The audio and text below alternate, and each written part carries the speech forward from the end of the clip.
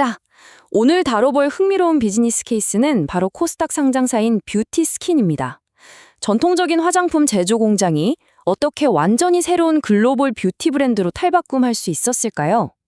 중소형 화장품 기업들이 매일같이 겪는 그 엄청난 시장의 파도 속에서도 뷰티스킨은 말 그대로 기적 같은 재무적 반전을 만들어냈거든요. 오늘 이 극적인 진화 과정을 하나하나 해독해 보겠습니다. 일단 숫자 하나 먼저 던지고 시작하겠습니다. 무려 180%. 2026년 1분기에 이 회사가 전년 동기 대비 기록한 영업이익 증가율입니다. 진짜 어마어마하죠? 이 수치 하나만 봐도 이들이 단행했던 뼈를 깎는 전략적 피벗이 시장에서 얼마나 완벽하게 통했는지 직관적으로 알 수 있습니다. 첫 번째 파트, K뷰티의 새로운 패러다임부터 짚어보죠. 고전하던 제조사가 어떻게 이런 폭발적인 성과를 냈을까요? 혹시 예전 2010년대 K뷰티 시장 분위기 기억하시나요? 당시엔 주로 중국 관광객이나 면세점 도매에 거의 절대적으로 의존하는 구조였잖아요. 그런데 지금은 판이 완전히 바뀌었습니다. 우리는 이걸 K뷰티 2.0이라고 부르는데요. 북미와 유럽의 Z세대들이 주도하는 이 새로운 시장은 달팽이 점액 같은 고기능성 성분이나 환경을 생각하는 클린 뷰티를 원합니다. 그리고 무엇보다 모든 트렌드가 틱톡 바이럴을 타고 들불처럼 번져나가죠.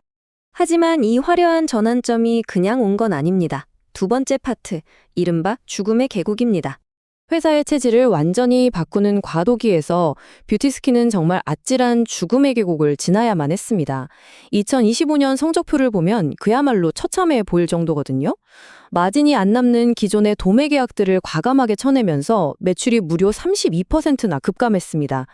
게다가 글로벌 론칭 핑계삼아 마케팅이랑 R&D에 돈을 쏟아부으니 영업 손실은 32억 원으로 눈덩이처럼 불어났죠.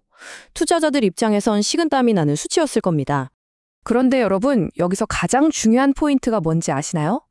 이 실적 하락이 어쩌다 보니 망해가는 과정이 아니었다는 겁니다. 경영진은 이걸 철저히 의도했습니다. 유통에만 목매던 낡은 모델을 과감히 박살내고 마진이 빵빵한 브랜드 중심 모델을 세우기 위한 이른바 창조적 파괴의 시간이었던 셈이죠. 회사의 뼈대를 밑바닥부터 다시 조립한 겁니다. 그렇게 버틴 끝에 드디어 반격의 시간이 옵니다. 세 번째 파트, 디지털 브랜드로의 반전입니다. 이 뼈아픈 시기를 끝내고 대반전을 이끌어낸 진짜 신의 한 수는 따로 있었습니다. 바로 소비자 테크 스타트업인 패스를 전격 인수한 건데요. 외부 부채도 없이 1년에 200%씩 쑥쑥 크던 이 회사를 품으면서 뷰티스킨은 인플루언서 커머스에 특화된 엄청난 디지털 마케팅 엔진을 하루아침에 장착하게 됩니다. 거기에 니아르나 스탠푸드 같은 트렌디한 브랜드를 통해 이너뷰티, 펫케어, 웰니스 같은 황금알을 낳는 시장까지 싹 다 진출해버린 거죠. 네 번째 파트, 이 디지털 파워가 드디어 터집니다. 글로벌 진출과 바이럴입니다. 이 부분이 진짜 핵심인데요. 새로 장착한 마케팅 파워에 원래 이들이 가지고 있던 어마어마한 제조 능력이 합쳐지니까 그야말로 폭발력이 생깁니다. 뷰티스킨은 자기 공장에서 1년에 화장품을 1억 1천만 개나 찍어낼 수 있거든요. 이 빵빵한 공장을 남의 물건 대신 마진 높은 우리 브랜드 만드는데 최우선으로 돌린 겁니다. 그러다 보니 중간에 떼이는 마진이 싹 사라지고 결국 자체 브랜드 매출 비중이 40%를 훌쩍 넘겨버리게 되죠. 타이밍도 기가 막혔습니다. 이 철저한 마진 확대 전략이 글로벌 트렌드랑 완벽하게 맞물렸거든요. 유리알처럼 투명하고 촉촉한 피부를 뜻하는 일명 글래스 스킨 열풍을 타고 이들의 고기능성 세럼이 틱톡에서 말 그대로 떡상해버립니다. 어느 정도였냐면요. 2026년 초에 얼타뷰티나 세포라 같은 미국의 콧대 높은 대형 매장들에서 물건이 없어서 못 파는 전례 없는 품절 대란까지 일어났다니까요. 이렇게 잘 나가고 있는데 고민이 없냐고요? 다섯 번째 파트. 전환사채 딜레마를 한번 보시죠. 사업은 하늘을 찌르고 있는데 주식시장을 보면 주가가 롤러코스터를 타고 있습니다. 이유가 뭘까요? 뷰티스킨이 글로벌 확장했을 실탄을 마련하려고 2024년에 100억 원 규모의 전환사채, 즉 시비를 발행했기 때문입니다. 돈 빌려준 사람이 나중에 이거 회사 주식으로 바꿔주세요 할 수 있는 권리가 있는 빚이잖아요? 기존 주주들 입장에선 갑자기 주식 수가 늘어나서 내 주식 가치가 떨어질까 봐 전전긍긍하게 되는 이른바 오버행 리스크가 생긴 거죠. 심지어 최근에는 주식 거래를 좀 활발하게 해보겠다고 1주당 3주를 더 물어주는 파격적인 무상증자까지 했습니다. 그러면서 사채를 주식으로 바꿀 수 있는 가격, 즉 전환가액이 3,593원으로 뚝 떨어졌거든요.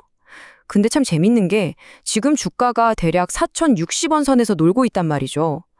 채권자들 입장에서는 당장 주식으로 바꿔서 팔기만 해도 쏠쏠한 차익이 남으니까 군침이 돌 수밖에 없는 상황입니다.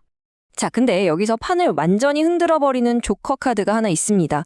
바로 회사가 2026년 10월까지 빚을 먼저 갚아버릴 수 있는 100% 콜옵션을 쥐고 있다는 겁니다.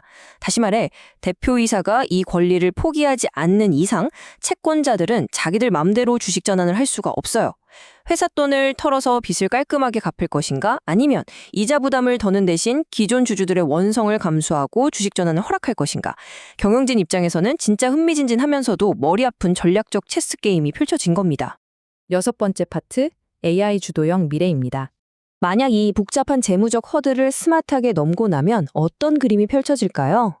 앞으로의 타임라인을 한번 쭉 따라가 보겠습니다. 1분기에 미국 소매 시장을 뚫으면서 얻은 자신감과 무상증자의 열기를 그대로 지렛대 삼아서 다가오는 2026년 하반기에는 유럽 시장을 향해 아주 공격적인 진출을 밀어붙일 계획입니다. 결국 이들이 그리는 궁극적인 목표는 진짜 야심찹니다. 굳이 중간 도매상 안 거치고 소비자한테 직접 하는 D2C 매출 비중을 무려 60%까지 끌어올리겠다는 건데요. 소매 마진을 전부 회사가 다 가져가겠다는 거죠. 거기에 더해서 AI로 고객 피부를 분석해주는 맞춤형 서비스까지 론칭한다고 합니다. 한번 들어온 고객은 절대 못 나가게 꽉 묶어두는 진정한 데이터 기반 뷰티 생태계를 완성하겠다는 빅픽처입니다. 물론 세상에 완벽하게 꽃길만 있는 건 아니죠. 틱톡의 유행은 하루아침에 식어버릴 수도 있고 무섭게 치고 올라오는 저가형 중국 뷰티 브랜드들의 공세나 끊임없이 오르는 원자재 가격 같은 거대한 장벽들이 기다리고 있습니다. 전통적인 공장에서 최첨단 디지털 뷰티 플랫폼으로 진화하고 있는 뷰티 스킨. 과연 이 회사는 모든 도전을 이겨내고 K-뷰티 2.0 시대의 진정한 절대 강자로 군림할 수 있을까요? 이 짜릿한 전환의 결말이 어떻게 될지 저도 정말 궁금해지네요. 오늘 준비한 기업 분석은 여기까지입니다. 여러분 끝까지 함께 해주셔서 감사합니다.